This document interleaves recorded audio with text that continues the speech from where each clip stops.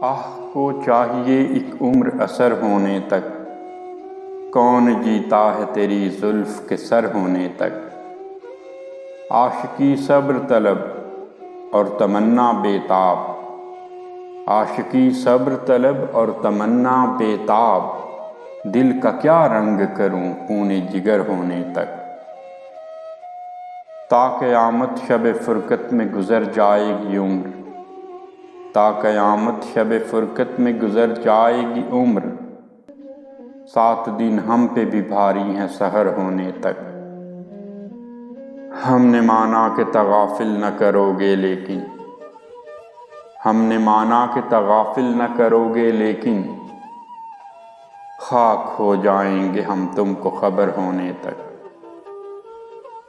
परतुए खूर से है शबनम को फना की तालीम, परतुए खूर से है शबनम को फना की तालीम।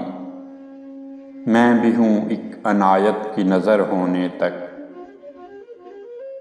यक नज़र बेश नहीं फुर्सत हस्ती गाफिल, यक नज़र बेश नहीं फुर्सत हस्ती गाफिल। गर्मिए बज़्म है एक रक़्स शरर होने तक। ग़म हस्ती का असद किससे हो जुज़े मर्ग इलाज,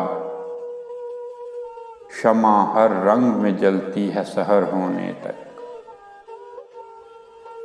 हमने माना कि तगाफिल न करोगे लेकिन, खाक हो जाएंगे हम तुमको खबर होने तक।